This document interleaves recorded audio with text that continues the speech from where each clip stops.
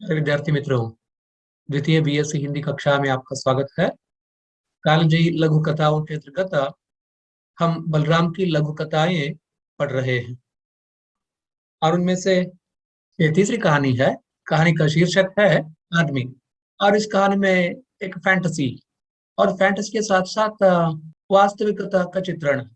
और ये वास्तविकता जाति धर्म से संबंधित है। मनुष्य और अन्य जो जीव जानवर इस धरती पर हैं, हम नहीं जानते कि एक्स्ट्रा टेरेस्ट्रियल जिन्हें हम मानते हैं तो वो है या नहीं। तो धरती को छोड़कर अन्य ग्रहों में जीवों का वास है या नहीं तो हम नहीं जानते। लेकिन अगर कोई जीव हमसे भी वैज्ञानिक दृष्टि से अत्यंत विकसित कोई जीव धरती पर आ जाए और यहाँ लोगों से मिले, संपर्क करे और यहाँ के लोगों को और उनकी संवेदनाओं को, भावनाओं को, विचारों को, दृष्टि को, सोच को समझने की कोशिश करे तो किस तरह वह गड़बड़ में, द्वंद्व में फंस जाता है, तो इसका चित्रण यहाँ किया गया है। ये कहानी बिल्कुल आमिर खान द्वारा अभिनीत निर्देशित उस चलचित्र के कथानक से मिलती है। इसका शीर्षक है पीके। पीके नामक एक चलचित्र पहले जो प्रकाशित हुआ था, उसमें एक अन्य ग्रह का जीव, एलियन, धरती पर आ जाता है, खासकर भारत में आ जाता है और यहाँ के लोगों से मिलता है और हिंदुओं से मिलता है, मुस्लिमों से मिलता है और उन सबको समझने की कोशिश करता है। लगभग वही कहानी है, यह भी वही कहानी है। मैं नहीं जानता कि ये कहानी पहले लिखी गई थी अथवा इसे देखकर वह चलचित्र बनाया गया, लेकिन कहानी, इसमें जो कथानक है लगभग उसी तरह का है। तो कहानी हम पढ़ेंगे, आप समझ जाएंगे। आपने वो चलचित्र देखा होगा, आमिर खान का चलचित्र पीके, और जिसमें धरती पर, खासकर भारत में, जिस तरह अलग अलग धर्म के अनुयायी, मतांतरों के अनुयायी रहते हैं और उनके आचरण, उनका व्यवहार, उनकी सोच, और ये सभी तो एक अन्य ग्रह के जीव के लिए एकदम बेकार लगते हैं अथवा बेमायने रखते हैं, निरर्थक लगते हैं अथवा इनका कोई महत्व ही नहीं है। तो मनुष्य को मनुष्य समझना यहाँ आवश्यक है। मनुष्य को हम मनुष्य नहीं समझ रहे हैं, तो यही तो हमारी समस्या है। तो कहानी का सारांश मुख्य रूप से यही है। तो कहानी के माध्यम से लेखक ने एक जो संदेश दिया है, तो संदेश यही है कि इस धरती पर हम मनुष्य को मनुष्य के रूप में नहीं देख रहे हैं। मनुष्य को या तो हम हिंदू के रूप में देखते हैं, मुसलमान के रूप में देखते हैं अथवा अन्य किसी धर्म अथवा जाति अथवा मत की दृष्टि से देखते हैं। तो यही तो हमारे यहाँ बहुत बड़ी समस्या है। लेखक यहाँ यही कह रहे हैं। कहानी हम पढ़ेंगे तो आप इसे समझ जाएंगे आसानी से। वो खुश था, बेहद खुश। एक बार चारों तरफ घूमकर उसने आश्रम को देखा और निज निर्माण चातुरी पर मुग्ध हो झूम उठा। आश्रम को बार बार देखा, इधर से और उधर से भी। किसी की पदचाप सुनकर वह मुड़ा। एक अजनबी सीढ़ियां चढ़कर उसके पास आया और आते ही पूछ दिया, आप कौन? आदमी। श्वेतांबर महात्मा का संक्षिप्त सा जवाब उसे मिला। तभी लंगड़ाता हुआ एक मृग वहां आया। महात्मा उसके घाव की मरहम पट्टी करने लगा और आगंतुक खो गया आश्रम की स्थिति और प्रकृति में। आश्रम के पार्श्व में दिखती पर्वतमालाएं और सामने लंबे लंबे वृक्षों का घना जंगल। वाम दिशा में दूर नजर आती एक बस्ती और उत्तर से कल कल करती पयस्विनी। आश्रम की इमारत में न कोई गुंबज, न कोई मेहराब, न कोई बनाव, न कोई श्रृंगार, न कोई चिन्ह, न ही कोई निशान, न कोई प्रतिमा, न कोई प्रतीक, न मंदिर लगता, न मस्जिद, न गिरजाघर, न गुरुद्वारा। खुला हुआ हाल नुमा कमरा। चारों तरफ सपाट समतल चबूतरे, रंग बिरंगे फूलों की क्यारियां, बस्ती की ओर जाती हुई पगडंडी। हवा का एक हल्का सा झोंका आया और वातावरण फूलों की महक से महमहा उठा। मृग से निपटकर महात्मा आगंतुक के पास आया और उसकी तल्लीनता को भंग करते हुए पूछा, आप कौन? अंतरिक्ष मानव। यहाँ कैसे आए? पृथ्वी के आदमी का अध्ययन करने। कैसे करोगे पृथ्वी के आदमी का अध्ययन? आप ही कोई रास्ता बताइए। तो फिर सबसे पहले आप बस्ती से एक ऐसे आदमी को ढूंढ लाइए जो सिर्फ आदमी हो, शेष बातें बाद में होंगी। महात्मा का आदेश पाकर अंतरिक्ष मानव पगडंडी के सहारे बस्ती की ओर चल दिया।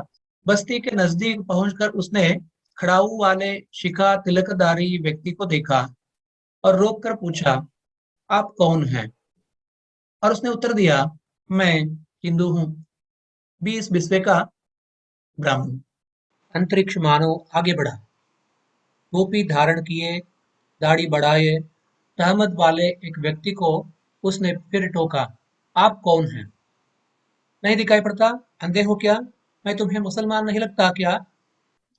इस व्यक्ति के जवाब से तो अंतरिक्ष मानव सहम ही गया और थोड़ा आगे बढ़कर उसने डरते डरते कईयों से पूछा, तो उसे सिख मिले, पारसी मिले, ईसाई और बहाई मिले, सब मिले, पर आदमी एक भी नहीं मिला। निराश होकर वो लौट रहा था कि कुछ कठोर शब्द सुनकर रुक गया। शब्द से उसके कान झंझना गए, निकल जाओ घर से, तुम्हारे लिए इस घर के दरवाजे अब सदा सदा के लिए बंद। तुम चंडाल से भी तो नीच हो, कुल कलंकी, पापी, निर्लज्ज, जाओ कहीं भी मरो जाकर। कहते हुए युवक और युवती को घर से निकाल दिया गया। वे सड़क पर आ गए। अंतरिक्ष मानव पहले तो उन दोनों के रंग बदलते चेहरों को देखता रहा और फिर करीब आकर पूछा, तुमने क्या अपराध किया है? आदमी होने का दावा। वो कैसे? हिंदू मुसलमान के मुखौटे उतार कर हमने शादी कर ली।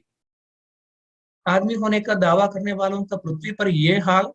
अंतरिक्ष मानव विस्मय से आंखें फाड़ फाड़ कर उन्हें देखता रहा और फिर आगे बढ़ गया।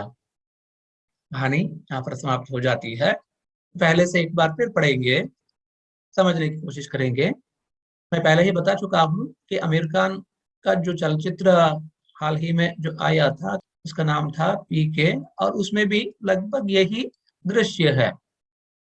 एक अंतरिक्ष मानव धरती पर आ जाता है, भारत में आ जाता है और लोगों से मिलता है, यहाँ वालों की भाषा सीखता है और यहाँ वालों की सोच, विचार, आचरण, व्यवहार, वेशभूषा, इन सब की वो नकल करने लगता है, समझने की कोशिश करता है। इस कहानी में भी एक अंतरिक्ष मानव है। उसे अंतरिक्ष मानव कहा गया है, वो मानव है या नहीं ये तो कहा नहीं जा सकता। एक्स्ट्रा टेरिस्ट्रियल जिसे हम कहते हैं, उसे अंतरिक्ष मानव कहना कहाँ तक सही है या गलत है ये बताया नहीं जाता।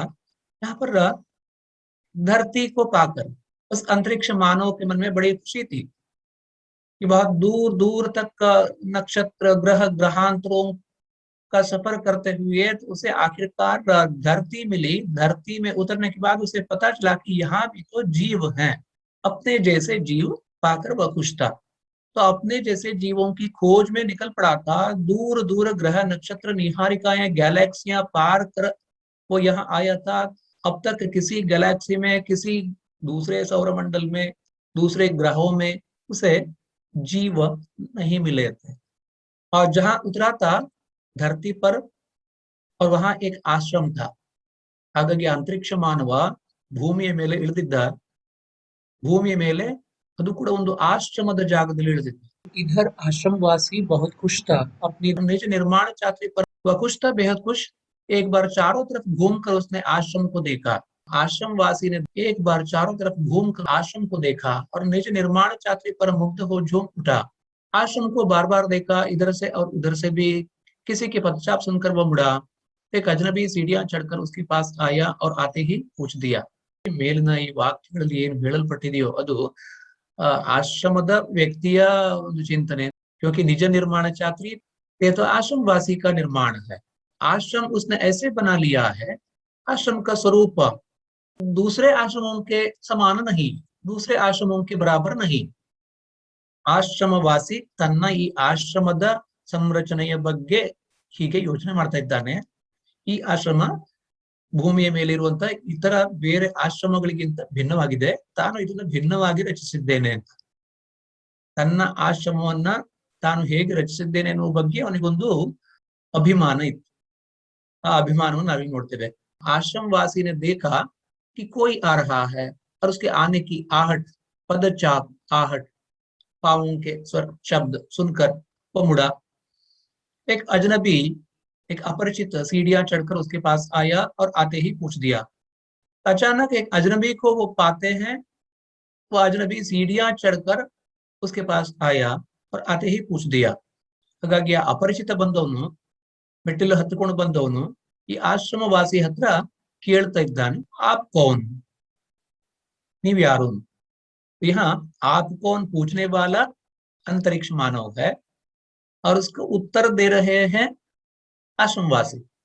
आश्रमवासी तो जिस आश्रम में तो रहता है, जिस आश्रम का निर्माण उसने कर लिया है, तो वो व्यक्ति, ಹಾಗಾಗಿ ಆಶ್ರಮವನ್ನು ಕಟ್ಟಿಕೊಂಡಲ್ಲಿ ವಾಸ ಮಾಡ್ತಿದ್ದಂತಹ ವ್ಯಕ್ತಿ ತನ್ನ ಪರಿಚಯವನ್ನ ಹೀಗೆ ಹೇಳ್ಕೊಳ್ತಾನೆ, ನಾನು ಒಬ್ಬ ಮನುಷ್ಯ ಅಂತ। अंतरिक्ष मानव ने प्रश्न किया था आप कौन, और यहाँ धरती का मानव अपना परिचय दे रहा है, अर्थात वो जिस आश्रम में रहता है तो अपने आश्रम निर्माण कला के चातुर्य पर उसे अभिमान है, और वो अपना परिचय इस तरह से दे रहा है, आदमी, ನಾನೊಬ್ಬ ಮನುಷ್ಯ ಅಂತ ಹೇಳಿ ಆತ ಪರಿಚಯವನ್ನು ಕೊಡ್ತಾ ಇದ್ದೇನೆ। ಅಂದ್ರೆ ಆಶ್ರಮದಲ್ಲಿ ವಾಸಿಸುವಂತಹ ವ್ಯಕ್ತಿ ತಾನು ಮನುಷ್ಯ ಅಂತ ಹೇಳಿ ಪರಿಚಯವನ್ನು ಮಾಡಿಕೊಳ್ಳುವ ಒಂದು दृश्यವನ್ನು ನಾವೆಲ್ಲಿ ನೋಡ್ತಾ ಇದ್ದೇವೆ। श्वेतांबर महात्मा का संक्षिप्त सा जवाब से मिला, अर्थात उस अंतरिक्ष मानव को जिसने उत्तर दिया, आश्रमवासी ने उत्तर दिया, तो आश्रमवासी सफेद कपड़े पहने था। ಆಶ್ರಮದಲ್ಲಿ ವಾಸ ಮಾಡ್ತಿದ್ದಂತಹ ವ್ಯಕ್ತಿ ಅಂತರಿಕ್ಷ ಮಾನವನಿಗೆ ಉತ್ತರವನ್ನು ಕೊಟ್ಟಿದ್ದ, ನಾನು ಮನುಷ್ಯ ಅಂತ ಹೇಳಿ। ಹಾಗೆ ಆ ಆಶ್ರಮವಾಸಿಯ ವೇಷಭೂಷಣ ಹೇಗಿತ್ತು ಅಂತ ಕೇಳಿದ್ರೆ, ಆತ ಶ್ವೇತ ವಸ್ತ್ರವನ್ನ ಧರಿಸಿದ್ದ, श्वेतांबर, श्वेत वस्त्र धारण किए, अंबर का अर्थ है वस्त्र, श्वेत वस्त्र धारण किए उस आश्रम में वास करते हुए उस महात्मा ने संक्षेप में जवाब दिया कि मैं आदमी हूं। तभी लंगड़ाता हुआ एक मृग वहां आया, मृग का मतलब है हिरन, शायद उसके पांवों में जख्म हुए थे इसलिए तो वो मृग लंगड़ा रहा था। लंगड़ाता हुआ वहां आया, कुंठता अಲ್ಲಿಗೆ ಒಂದು ಜಿಂಕೆ ಬಂತು, ಅದೇ ಹೊತ್ತಿಗೆ महात्मा उसके घाव की मरहम पट्टी करने लगा। आश्रमवासी महात्मा सन्यासी अथवा साधु ಕುಂಠಿತ ಬಂದಂತಹ ಜಿಂಕೆಯ ಕಾಲಿನ ಗಾಯಕ್ಕೆ ಉಪಚಾರ ಮಾಡತೊಡಗಿದ್ದ, बैंडेज हाकी।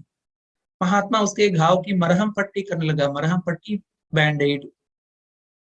और आगंतुक हो गया आश्रम की स्थिति और प्रकृति में, ಹೀಗೆ ಆಶ್ರಮದಲ್ಲಿ ವಾಸ ಮಾಡ್ತಿದ್ದಂತಹ ಸಾಧು ಅಥವಾ ಮಹಾತ್ಮ ಕುಂಠಿತ ಬಂದಂತಹ ಜಿಂಕೆಯ ಕಾಲಿನ ಗಾಯಕ್ಕೆ ಔಷಧಿ ಹಾಕಿ, बैंडेड हाकी उपचार ಮಾಡತೊಡಗಿದ್ದ। और जो आया था आगंतुक, यहाँ आगंतुक मतलब है आया हुआ, अपरिचित, अजनबी, तो वो आश्रम देखने में व्यस्त था। तो आश्रम घूम घूम कर देख रहा था कि वहां क्या है, कितने सारे लोग वास करते हैं। आगंतुक खो गया आश्रम की स्थिति और प्रकृति में, आश्रम की स्थिति और प्रकृति की खोज में पलक गया था, से ढूंढ रहा था, देख रहा था, परख रहा था।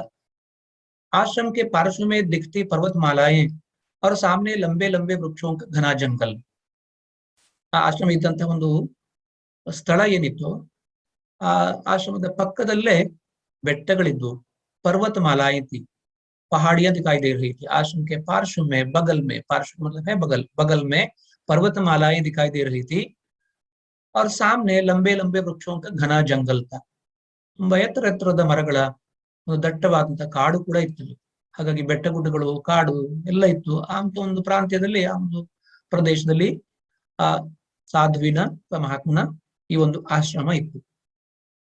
वाम दिशा में बाईं ओर, वाम दिशा में बाईं ओर दूर नजर आती एक बस्ती, ಎಡಭಾಗಕ್ಕೆ ಸ್ವಲ್ಪ ದೂರದಲ್ಲಿ ಒಂದು ಹಳ್ಳಿ ಕಾಣಿಸ್ತಾ ಇತ್ತು। वाम दिशा में दूर नजर आती एक बस्ती, बस्ती का मतलब है छोटा सा गांव, लोगों के रहने का स्थल अर्थात गांव दिखाई दे रहा था जहां जनवास था। और उत्तर से कलकल करती पयस्विनी, उत्तर दिक्किನಲ್ಲಿ नदी हरिता इತ್ತು। कल कल करती पयस्विनी, पयस्विनी का मतलब है नदी, नदी को पयस्विनी कहते हैं। पय का मतलब है पानी, जहां पानी का प्रवाह है तो पयस्विनी है। कल कल करती पयस्विनी, उत्तर दिक्किನಲ್ಲಿ ಕಲ ಕಲ ಸ್ವರ ಮಾಡ್ತಾ ಹರಿಯುವಂತಹ ನದಿ ಇತ್ತು। ಹಾಗೆ ಎಡಬದಿಯಲ್ಲಿ ತುಂಬಾ ದೂರದವರೆಗೆ ನೋಡಿದಾಗ ಕಾಣಿಸ್ತಾ ಇತ್ತು ಅಲ್ಲಿ ಜನವಾಸ ಇದೆ, ಅಲ್ಲಿ ಒಂದು ಹಳ್ಳಿ ಇದೆ ಅಂತ ಹೇಳಿ, ಮತ್ತೆ ಅಲ್ಲಿ ಬೆಟ್ಟ ಗುಡ್ಡಗಳಿವೆ, ಕಾಡಿದೆ। आश्रम की इमारत में न कोई गुंबज, न कोई मेहराब, न कोई बनाव, न कोई श्रृंगार। आश्रम किस तरह बना था, उसका स्वरूप क्या था, तो इसका विवरण यहाँ दिया गया है। वह आगंतुक व अजनबी व अंतरिक्ष मानव ये सब देख रहा है, परख रहा है, तो आश्रम कैसे बना है, कैसा है। आश्रम की इमारत, इमारत का मतलब है भवन। आश्रम के भवन में न कोई गुंबज, ಅದರಲ್ಲಿ ಗುಮ್ಮಟ ಇರಲಿಲ್ಲ, ನ कोई ಮೆಹರಾಬ್, ಮೆಹರಾಬ್ ಕಮಾನು ಇರಲಿಲ್ಲ, ನ कोई ಪ್ರತೀಕ, ಯಾವುದೇ ಒಂದು ಇಸ್ಲಾಂನ ಅಥವಾ ಹಿಂದುತ್ವದ ಯಾವುದೇ ಒಂದು ಸಂಕೇತ ಅಥವಾ ಪ್ರತೀಕ ಅದರಲ್ಲಿ ಕಾಣಿಸ್ತಾ ಇರಲಿಲ್ಲ. ನ कोई ಪ್ರತಿಮಾ, ನ कोई ಪ್ರತೀಕ್, ನ कोई ಮೆಹರಾಬ್, ನ कोई ಬನಾವ್, ನ कोई ಶೃಂಗಾರ, ನ कोई ಚಿಹ್ನ, ನ कोई ನಿಶಾನ್. ಯಾವುದೇ ಅಲಂಕರಣ ಇರಲಿಲ್ಲ, ಶೃಂಗಾರವಿರಲಿಲ್ಲ, ಯಾವುದೇ ಚಿಹ್ನೆ ಇರಲಿಲ್ಲ, ಯಾವುದೊಂದು ಸಂಕೇತ ಇರಲಿಲ್ಲ, ಪ್ರತಿಮೆ ಇರಲಿಲ್ಲ, ಪ್ರತೀಕವೂ ಇರಲಿಲ್ಲ. ಅಂದ್ರೆ ಯಾವ ಧರ್ಮಕ್ಕೆ ಯಾವ ಜಾತಿಗೆ ಸೇರಿದವನು ಆ ಒಬ್ಬ ಸಾಧು ಅಂತ ಹೇಳಿ ಗೊತ್ತಾಗದ ಹಾಗೆ, ಯಾರಿಗೂ ತಿಳಿಯದ ಹಾಗೆ ಅವನ ಆಶ್ರಮದ ಸ್ವರೂಪವನ್ನು ನೋಡಿದಾಗ ಯಾರಿಗೂ ಅದು ಅಂದಾಜಾಗ್ತಿರ್ಲಿಲ್ಲ, ಗೊತ್ತಾಗ್ತಿರ್ಲಿಲ್ಲ. क्योंकि वहां किसी देवी देवता की प्रतिमा नहीं थी, किसी धर्म का संकेत अथवा प्रतीक चिन्ह भी वहां नहीं था। आश्रम इतना सरल था कि उसका श्रृंगार भी नहीं किया गया था, बनाव श्रृंगार भी नहीं किया गया था, न गुंबज था, न मेहराब था. ಹಾಗಾಗಿ ಆಶ್ರಮದ ಕಟ್ಟಡದಲ್ಲಿ ಗುಮ್ಮಟ ಇರಲಿಲ್ಲ ಅಥವಾ ಕಮಾನ್ ಇರಲಿಲ್ಲ, ಯಾವುದೇ ಕೆತ್ತನೆ ಶೃಂಗಾರವೂ ಇರಲಿಲ್ಲ, ಯಾವುದೇ ಚಿಹ್ನೆ ಕಾಣಿಸ್ತಾ ಇರಲಿಲ್ಲ, ಯಾವುದೇ ಒಂದು ಪ್ರತೀಕ ಅಥವಾ ಸಿಂಬಲ್ ಇರಲಿಲ್ಲ, ಪ್ರತಿಮೆ ಇರಲಿಲ್ಲ. ದೇವಿ ದೇವತಾओं की प्रतिमा नहीं थी, कोई प्रतीक नहीं था, ಏನೂ ಅದರಲ್ಲಿ ಇರಲಿಲ್ಲ. ಹಾಗಾದ್ರಿಂದ ಅದು ಯಾವ ಒಂದು ಜಾತಿಯೋ ಅಥವಾ ಯಾವ ಧರ್ಮವೋ ಅಂತ ಹೇಳಿ ಯಾರಿಗೂ ಗುರುತಿಸ್ಲಿಕ್ಕೆ ಸಾಧ್ಯವಾಗ್ತಿರ್ಲಿಲ್ಲ. ಅಂತಹ ಒಂದು ಸರಳವಾದ ಯಾವುದೇ ಸಂಕೇತಗಳಿಲ್ಲದಂತಹ ಆಶ್ರಮ. तो कैसा आश्रम उसने बना लिया था, और उसमें किसी जाति धर्म के प्रतीक का कोई निशान संकेत नहीं था.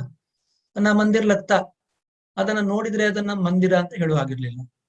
ना मस्जिद से मस्जिद भी कह नहीं सकते थे, ना गिरजाघर, ना चर्च की तरह वो दिखाई दे रहा था, ना गुरुद्वारा, ಅದು ಗುರುದ್ವಾರದ ಹಾಗೆಯೂ ಕಾಣ್ತಿರ್ಲಿಲ್ಲ, ಚರ್ಚಿನ ಹಾಗೆಯೂ ಕಾಣ್ತಿರ್ಲಿಲ್ಲ, ಮಸೀದಿಯ ಹಾಗೆಯೂ ಕಾಣ್ತಿರ್ಲಿಲ್ಲ, ಮಂದಿರದ ಹಾಗೆಯೂ ಕಾಣಿಸ್ತಿರ್ಲಿಲ್ಲ.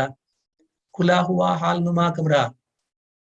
तो आश्रम की जो इमारत थी, जो आश्रम का जो भवन था, उसके अंदर एक बड़ा सा कमरा था, हाल की तरह. ಹಾಲ್ ನ ಹಾಗೆ ಕಾಣಿಸುವಂತ ಒಂದು ಉದ್ದವಾದ ಅಗಲವಾದ ಒಂದು ಕೋಣೆ ಮಾತ್ರ ಇತ್ತಲ್ಲಿ. खुला हुआ हाल नुमा कमरा. चारों तरफ सपाट समतल चबूतरे, ನಾಲ್ಕು ದಿಕ್ಕಿಗೆ ಅಲ್ಲಿ ಮಟ್ಟಸವಾದಂತಹ ಸಮತಲ ಸಪಾಟ ಚಬೂತರೆ ತೆ, ಪೀಠ ತೆ. ಚಬೂತರ का मतलब है ಪೀಠ. ನಾಲ್ಕು ದಿಕ್ಕಿನಲ್ಲಿ ಸಮತಟ್ಟಾದಂತಹ ಪೀಠಗಳ ಹಾಗೆ ಇದ್ವು, ಅಂದ್ರೆ ಜಗಲಿ ಕಟ್ಟೆಯ ಹಾಗೆ ಇತ್ತು. ರಂಗ್ ಬಿರಂಗೆ ಫೂಲೋಂಕಿ ಕ್ಯಾರಿಯಾ. ಮತ್ತೆ ಆಶ್ರಮದ ಹೊರಗಡೆ ಬರಿಯ ವಾತಾವರಣ ನೋಡಿದಾಗ ಅಲ್ಲಿ ಬಣ್ಣ ಬಣ್ಣದ ಹೂಗಳ ಒಂದು ದೃಶ್ಯ ಕಾಣಿಸ್ತಾ ಇದೆ. ರಂಗ್ ಬಿರಂಗಿ ಫೂಲೋಂಕಿ ಕ್ಯಾರಿಯಾ, ಜಹಾ ಫೂಲ್ ಪೌಧೆ लगाए गए थे कतार में. ಹೂ ಗಿಡಗಳ ಸಾಲುಗಳು ಅಲ್ಲಿ ಕಾಣಿಸ್ತಾ ಇದ್ವು. बस्ती की ओर जाती हुई पगडंडी, और एक रास्ता निकला था उस आश्रम से, बहुत ही छोटा सा पतला सा रास्ता, पगडंडी जिसे कहते हैं.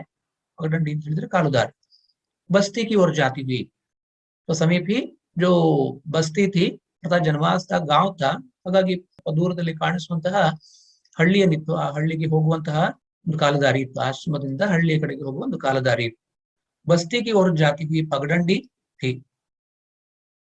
हवा का एक हल्का सा झोंका आया. वह अपरिचित अजनबी अभी जो इस श्वेतांबर महात्मा से मिलकर उनका परिचय प्राप्त कर चुका था, जबकि उसने प्रश्न किया था उस श्वेतांबर महात्मा से, जो आश्रमवासी है, आप कौन, ನೀವು ಯಾರು ಅಂತ ಹೇಳಿ ಕೇಳಿದ್ದ ಅಂತರಿಕ್ಷ ಮಾನವ ಅಥವಾ ಅಪರಿಚಿತ ವ್ಯಕ್ತಿ. आश्रमದ साधु अथवा महात्मा श्वेतांबर महात्मा ने उत्तर दिया था कि मैं मानव हूं, मैं आदमी हूं, मुझे आदमी कहते हैं. और आश्रम का परिचय प्राप्त किया उस अजनबी ने. तो आश्रम का स्वरूप कैसा है, वहां सब कुछ कैसे निर्मित है, तो इन सबको वो देख रहा था. हवा का एक हल्का सा झोंका आया. वातावरण फूलों की महक से महा उठा. ಗಾಳಿಯಲ್ಲಿ ಹೂವಿನ ಸುಗಂಧ ತೇಲಿ ಬಂತು. वातावरण फूलों की महक से महक उठा. मृग से निपटकर महात्मा आगंतुक के पास आया. जो मृग घायल था, लंगड़ाता हुआ आश्रम में आया था, महात्मा ने, श्वेतांबर महात्मा ने तो उसके घाव की मरहम पट्टी लगाई थी, तो उसका उपचार किया था.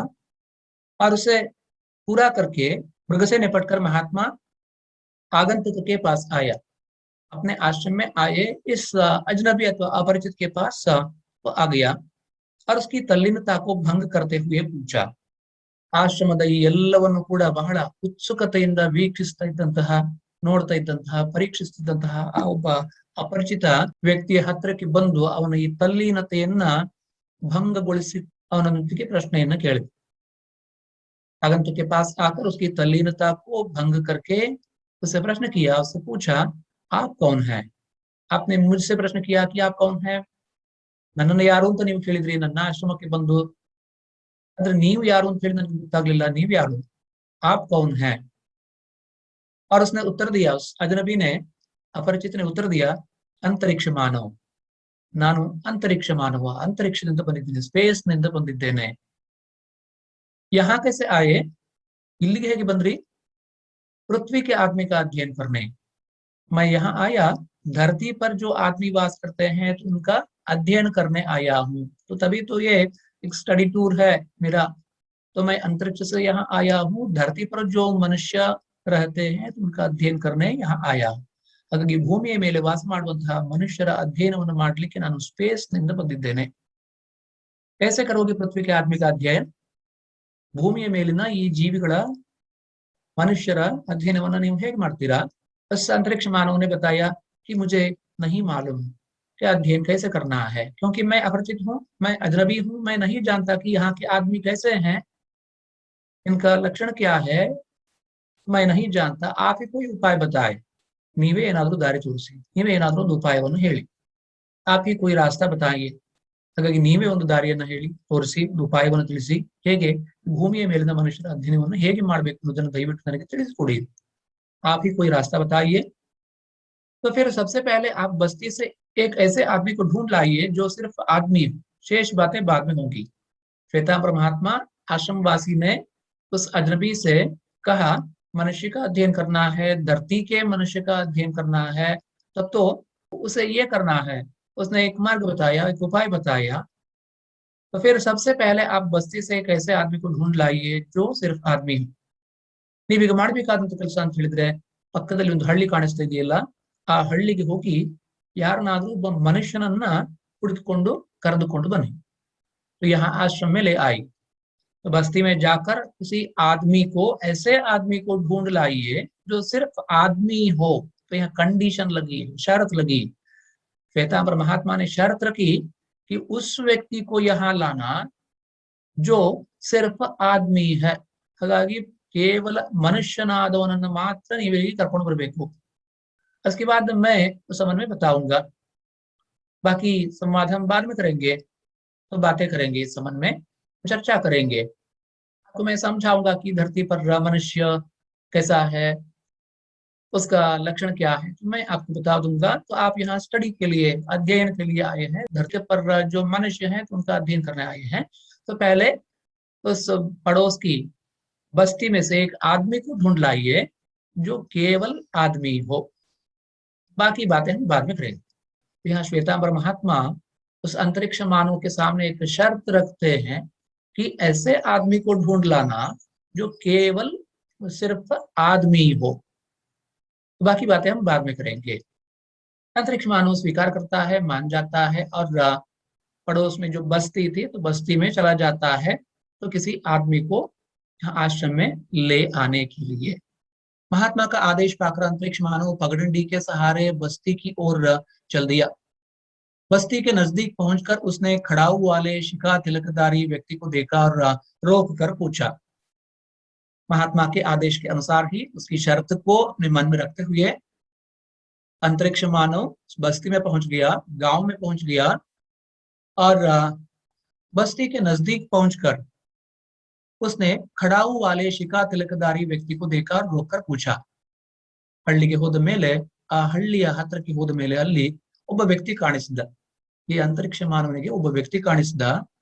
ಆ ವ್ಯಕ್ತಿ ಹೇಗಿದ್ದ ಅಂತ ಕೇಳಿದ್ರೆ, खड़ाऊ वाले शिखा तिलकधारी, उसका विवरण यहाँ लेकर दे रहे हैं। तो वह देखने में कैसा था, तो बस्ती में जाकर सबसे पहले जिस व्यक्ति से वो अंतरिक्ष मानव मिला, और वो व्यक्ति था जिसका स्वरूप यह था, खड़ाऊ वाले शिखा तिलकधारी। खड़ाऊ का मतलब है पांव में पादुकाएं, काठ की बनी पादुकाएं, ಮರದ ಪಾದುಕೆಗಳನ್ನ ಹಾಕಿಕೊಂಡಂತಹ खड़ाऊ ಅಂತ ಹೇಳಿದ್ರೆ ಮರದ ಪಾದುಕೆ। खड़ाऊ वाले शिखा तिलकधारी, इसने चोटी रखी थी, और माथे पर तिलक लगाया था, हणे ಮೇಲೆ ತಿಲಕ, ತಲೆಯ ಹಿಂಬದಿಯಲ್ಲಿ ಶಿಕೆ, ಕಾಲಿನಲ್ಲಿ ಮರದ ಪಾದುಕೆ. ಇವಿಷ್ಟನ್ನು ಧರಿಸಿದಂತಹ ಒಬ್ಬ ವ್ಯಕ್ತಿಯನ್ನ अंतरिक्ष मानव कंड। तो बस्ती के नजदीक पहुंचकर उसने खड़ाऊ वाले पादुका पहने हुए एक शिका तिलकधारी व्यक्ति को देखा और रोक कर पूछा, जबकि अपने रास्ते पर जा रहा था उस गांव में, और उस व्यक्ति को रोक कर इस अंतरिक्ष मानव ने उससे प्रश्न किया, पूछा, आप कौन हैं, नीव यारो? और उसने उत्तर दिया, मैं हिंदू हूं, 20 बिस्वे का ब्राह्मण।